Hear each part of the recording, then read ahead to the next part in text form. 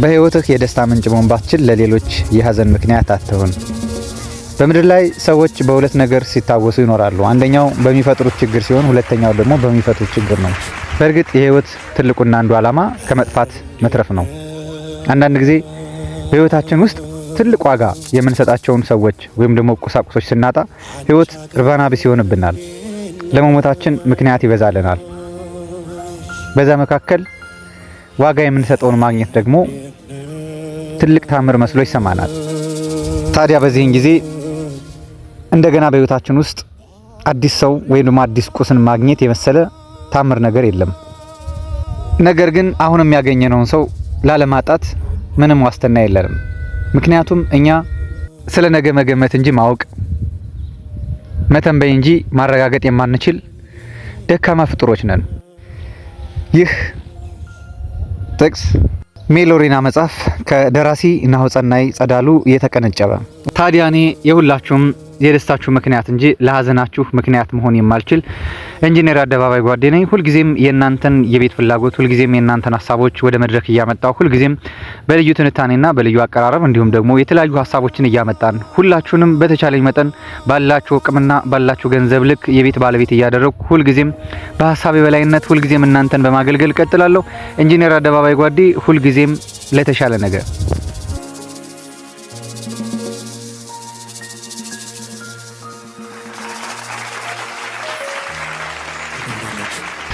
አዲስ አበባ ውስጥ ከ1500 በላይ ሬጂስተርድ ያደረጉ ሪል ስቴቶች አሉ። ታዲያ ውድ ደንበኞቻችን እናንተ በአንድ ቀን ስህተት ሚሊዮኖችን እንደምታጡ አስባችሁ ታውቃላችሁ?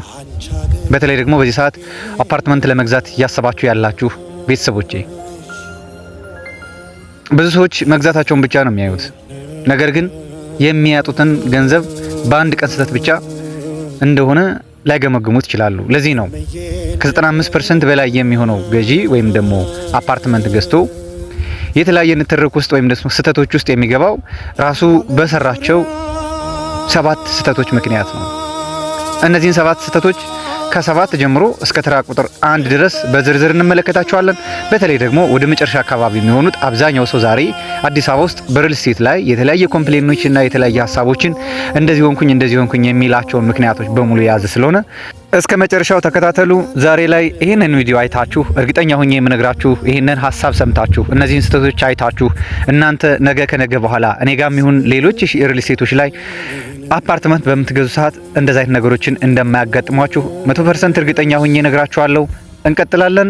7ቱ ስህተቶችና 95% የሚሆነው ሪል ስቴት ላይ ኢንቨስትመንት ያደረገ ሰው ምን ያህል እንደተሳሳተ የሚጠቁሙ ጉዳዮች ላይ እንቀጥላለን። ኢንጂነር አደባባይ ጓዴ ከ7ቱ ዋና ዋና ስህተቶች መካከል የመጀመሪያውን 7ኛውን ጉዳይ እንመለከታለን። ይህ ጉዳይ የአልሚውን ማንነት ወይም ደግሞ የኩባንያውን ማንነት ሳያረጋግጡ መግዛት ነው። ኩባንያው ማን ነው ወይም ደግሞ ሪል ስቴቱ ማን ነው ለሚለው ጥያቄ የመጀመሪያው እንግዲህ ኩባንያው ከዚህ በፊት ምን ያህል ህንጻዎችን ገንብቶ ለደንበኞች አስረክቧል። ሁለተኛ ደግሞ አስረክቦ ከሆነስ የሚኖሩት ሰዎች ስለዚህ ድርጅት ስለዚህ ኩባንያ ከዚህ በፊት አፓርትመንት የሸጠላቸው ደንበኞቻቸው ከዚህ በፊት ስለ ድርጅቱ ምን ይላሉ? አሁንስ ምን እያወሩ ነው? እነዚህ አፓርትመንቶች የጥራት ሁኔታቸው እንዴት ነው? በምን ያህል ጊዜ ገንብቶ አስረክቧቸዋል? እነዚህን አፓርታማዎች ለመገንባት ምን ያህል ጊዜ ወስዶበታል? ድርጅቱ ከየት ነው የመጣው? መነሻው ምንድነው? የሚለውን ነገር በጥራትና በጥልቀት አለመመልከት። ለዚህ ቋሚ መፍትሄ የሚሆነው ምንድነው? አስረክቦ ከሆነ ከዚህ በፊት ያስረከባቸውን አፓርትመንቶች ሄዶ በአካል ማየትና መጎብኘት እንዲሁም ደግሞ እዛ ገዝተው የሚኖሩ ሰዎችን ወይም ደግሞ ቤተሰቦችን ስለ ሪል ስቴቱ መጠየቅ። እነሱ እንደናንተ ገዢዎች ናቸው፣ አይዋሻቸውም፣ ይናገራሉ። ተራ ቁጥር 7 አየን። አሁን ደግሞ ወደ ተራ ቁጥር 6 እንሄዳለን። 6ኛ ውሉን ሳያነቡ መፈረም ነው። አብዛኛውን ጊዜ ኢትዮጵያ ውስጥ ማንበብ የሚቸከን፣ ማንበብ የሚያስጠላን፣ ማንበብ ልክ እንደ ትምህርት መስሎ የሚታየን፣ አፓርትመንት እየገዛን እንደሆነ የምንረሳ የምንዘነጋ፣ በሚሊዮኖች ብር እያወጣን እንደሆነ የምንረሳ የምንዘነጋ ብዙ ሰዎች አለን። በዛው ልክ ደግሞ ሪል ስቴቶች እስከ 20 ፔጅ ድረስ እስከ 20 ገጽ ድረስ ሰዎች ተሰላሽተው ውል እንዳያነቡት የሚያደርግ ውል አዘጋጅተው ለእናንተ ያቀርባሉ። እኛም ያለፍንበት መንገድ ስለሆነ እናንተ ብዙ ደንበኞችም እዚህ ውስጥ ትኖራላችሁ። ሰብስክራይብ አድርጋችሁ ቻናሉን ምናልባትም ቴሌግራም ቻናሉ ላይ ስላለ እዛ ላይ መታችሁ ሰብስክራይብ አድርጋችሁ ተቀላቅላችሁ ይሄን ሐሳብ እያደመጣችሁ ያላችሁ ልትኖሩ ትችላላችሁ። ብዙዎቻችሁ በዚህ ተጠቅታችኋል። በእኔ የስራ ልምድ ውስጥ እንኳን ወደ 6 የሚሆኑ ቤተሰቦች በውል ዙሪያ ሳያነቡ ብዙ ጉዳዮች ከተፈጸሙ በኋላ ዛሬ ላይ ድርጅቱን ተጠያቂ የሚያደርጉ ወይም ደግሞ ድርጅቱን የሚጠይቁ ሰዎች አሉ። ተጠያቂነታቸው ግን እነሱ እንጂ ድርጅቱ አይደለም። ውል አለማንበብ የእናንተ ስህተት እንጂ የድርጅቱ ስህተት አይደለም። ውሉን አንበባችሁት እዛ ውስጥ የማይስማማ አንቀጽ ካለ ይውጣልኝ የማለት መብቱ አላችሁ፣ አለመግዛትም መብቱ አላችሁ። ብዙ ሰዎች ይሄ ተሸፍኖባቸዋል። እንደ ሰነፍ ተማሪ ደብተር ብቻ ገልበጥ አድርጋችሁ ፈርማችሁ የምትሄዱ ሰዎች አላችሁ። ብዙ ሪሴቶች እስከ 20 ገጽ የሚደርስ ውል አላቸው። በጣም ብዙ ያልተባሉ ጉዳዮችን ጨምረው ምንም አፓርትመንቱ ላይ የማይመለከተው ጉዳይ ሁሉ የተጻፈው ውል አይቻለሁ እኔ በአካልም በጽሁፍም አይቻለሁ። ታዲያ እናንተ ውል አለማንበብ ብዙ ነገሮች ያስከፍላችኋል። ለምሳሌ የቅጣት ሁኔታዎች፣ የክፍያ ሁኔታዎች፣ ወርሃዊ ክፍያ ሊሆን ይችላል በወር የተገመደ ከሆነ፣ በኮንስትራክሽን ሂደት የተገመደ ከሆነ፣ ውል ላይ ያሉ ጭማሪዎች፣ በግንባታ ሂደት የሚጨምሩ ጉዳዮች ካሉ ለምሳሌ እኛ ኢንክሪመንት ብለን የምንጠራው ማለት ነው ወይም ደግሞ ወለድ በግንባታ ሂደት ለሚፈጠር ማንኛውም የግንባታ ዋጋ ንረት ደንበኛውን አይመለከተውም የሚል ውል አለ፣ ይመለከተዋል የሚል ውል አለ። አብዛኞቹ በሰንጠረዥ በፐርሰንት አስቀምጠው የግንባታ ሂደት ቢጨምር እናንተ ላይ ይጨምራል የሚል ውል አንቀጻቸው ላይ አካተዋል።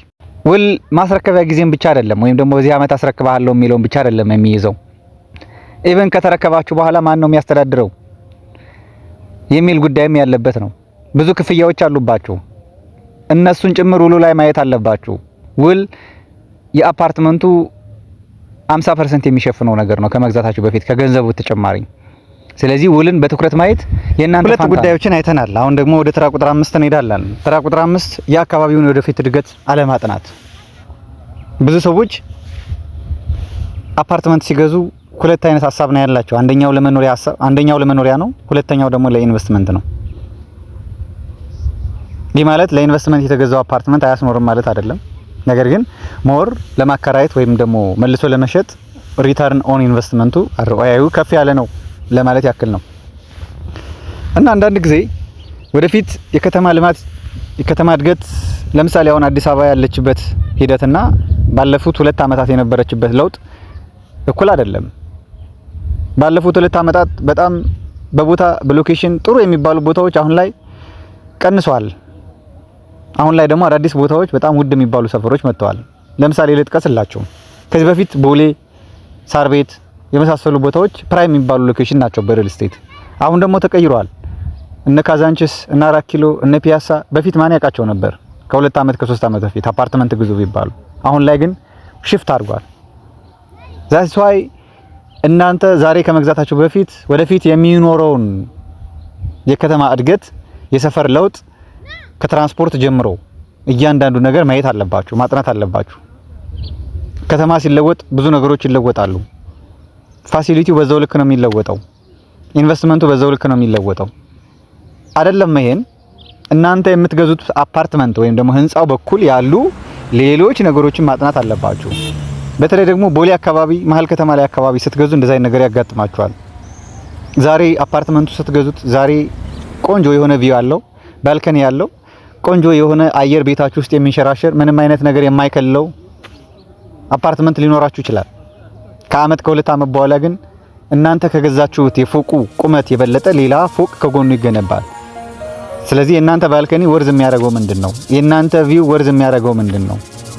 ዛት ወደ ላይ ከፍ ሲል አፓርትመንቶች ቦሌ ላይ ዋጋቸው ከፍ ይላል፣ ይጨምራል። እኔ የምሸጠው እሱ ስለሆነ ስለዚህ እንደዛ አይነት ነገሮችን ግምት ውስጥ በማስገባት ነገ ወደፊት የገዛችሁትን አፓርትመንት አተርፋለሁ ወይ ደግሞ ኢንቨስት አደርጋለሁ ብላችሁ የገዛችሁት አፓርትመንት ሌላ ወጪ ኢቭን ራሱን እንኳን መልሶ የማይሽጥ ነገር እንዳይመጣ በጥንቃቄ እነዚህን ነገሮች ማየት ይኖርባችኋል።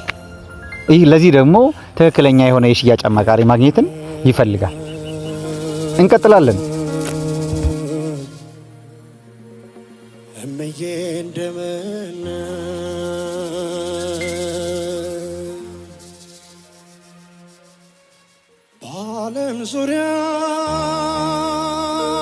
አሁን ከሰባቱ ጉዳዮች ሶስቱን አይተናል።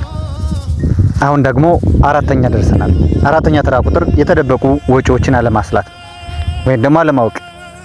ብዙ ጊዜ ሪል ስቴቶች ላይ የተደበቁ ወጪዎች የሉም። ነገር ግን ውሉ ላይ ወይ ደግሞ አንቀጹ ላይ የማይካተቱ መጨረሻ ላይ ሊሆን ይችላል፣ ቤቱን ከተረከባችሁ በኋላ ሊሆን ይችላል። እንደዚህ አይነት ነገሮች የሚመጡት አንዳንድ ጊዜ በጣም ጥሩ የሚባሉ ሪል ስቴቶች ላይ እንደዚህ አይነት ነገሮች በግልጽ ተጽፈው አሉ ውሉ ላይ። እነዚህ የተደበቁ ወጪዎች የሚሉ ለምሳሌ የመዝገብ ክፍያዎች ሊሆኑ ይችላሉ። ካርታው ወደ ዲጂታል ካርታ ካልዞረ ወደ ዲጂታል ካርታ የምታዛውሩበት ወጪ በራሱ የተደበቀ ወጪ ነው። የውሃ ቆጣሪዎችን ማስገባት ለምሳሌ የእናንተ ወጪ ሊሆን ይችላል።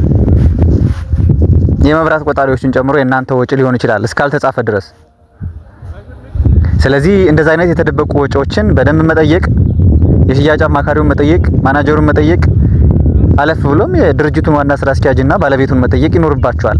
እንደዚህ አይነት ወጪዎች ያን ያክል ብዙ ወጪዎች የሚባሉ አይደሉም፣ ግን ከምትገዙት አንፃር ፈሰስ ካረጋችሁት አንፃር እንደዚህ አይነት ወጪዎች አሉ።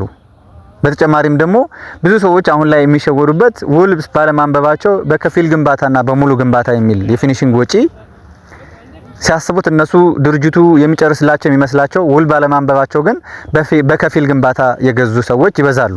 አሁን ድርጅቶች ሽያጫቸውን በከፊል ግንባታ እያዞሩ ነው።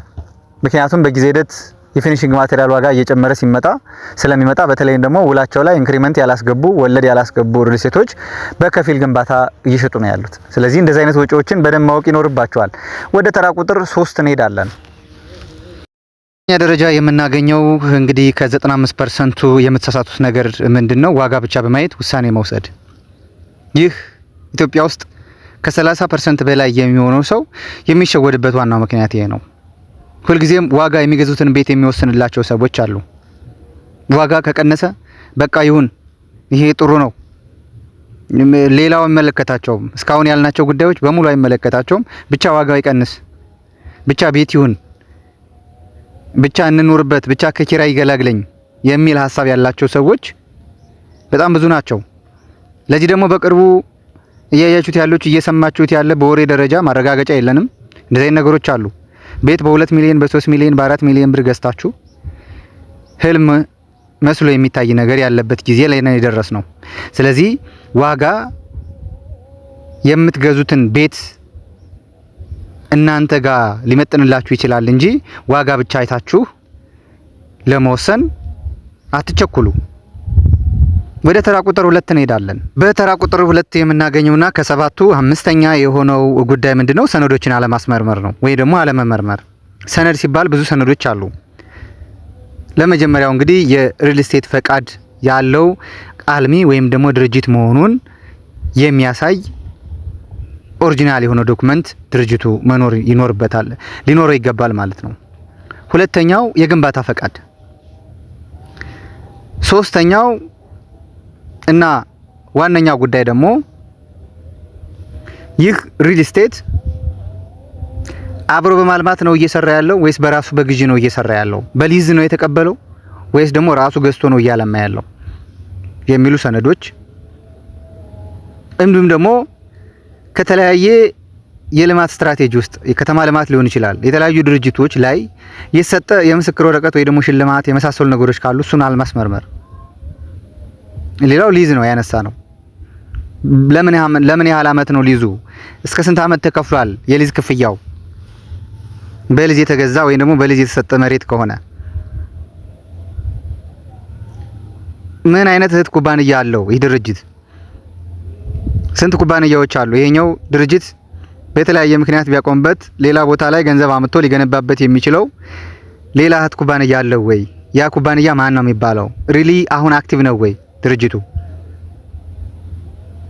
አንዳንድ ጊዜ ሪል ስቴቶች ከገነቡ በኋላ ፈቃድ የሚያወጡ አሉ። ግንባታ ከተገነባ በኋላ ሄደው የሪል ስቴት ፈቃድ አውጥተው አፓርትመንቶችን የሚሸጡ የሚቸበቸው፣ መጀመሪያ ላይ ደግሞ ኖርማሊ በሪል ስቴት ፈቃድ ሊዝ ተቀብለው እያንዳንዱ የሚገነቡ አሉ። እነዚህን ሁሉ ማጣራት ይኖርባቸዋል። አሁን የመጨረሻው ጉዳያችን ላይ ደርሰናል። የመጨረሻውና ዋነኛው ጉዳይ እንግዲህ ደንበኞች በጣም የሚሳሳቱ ነገር በፍጥነት መወሰን ነው።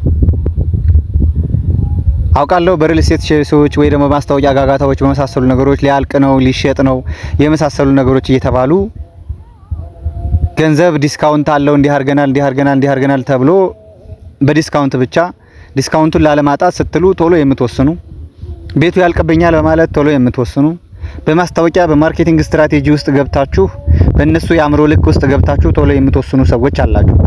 ሌሎቹን ስህተቶች ትተናቸው እንኳን ውሳኔ ምን ያህል እንደሚጎዳ፣ ቶሎ መወሰን ምን ያህል እንደሚጎዳ እና ምን ያህል እንደሚጠቅም፣ ቶሎ መወሰን ጥቅምም አለው ጉዳት አለው ብቻ አይደለም እያልኩ ያለሁት።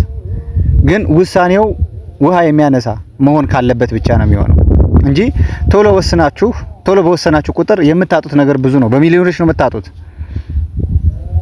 አጠቃላይ እንግዲህ እነዚህን 7 ስህተቶቻችሁን አይተናል። ሁልጊዜም እነዚህ ስህተቶች እንዲታረሙ እንዲስተካከሉ የበኩሌን አደርጋለሁ።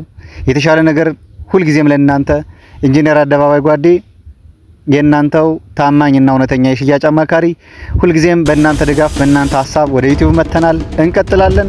ለእናንተ ከባለ 1 መኝታ ጀምሮ እስከ ፔንት ሃውስ ድረስ የተለያዩ አፓርትመንቶች አሉኝ። ያለምንም ወለድ የሚሸጣቸው አፓርትመንቶች ናቸው። እናንተ ጋር ምንም አይነት የኮሚሽን ክፍያ ወይም ደግሞ የኮሚሽን ጥያቄ አልጠይቅም። ይህ ሁሌም ቃሌ ነው። ድርጅቱ ራሱ እንዲከፍል እናደርገዋለን። መልካም ቀን ይሁንልዎት። አመሰግናለሁ።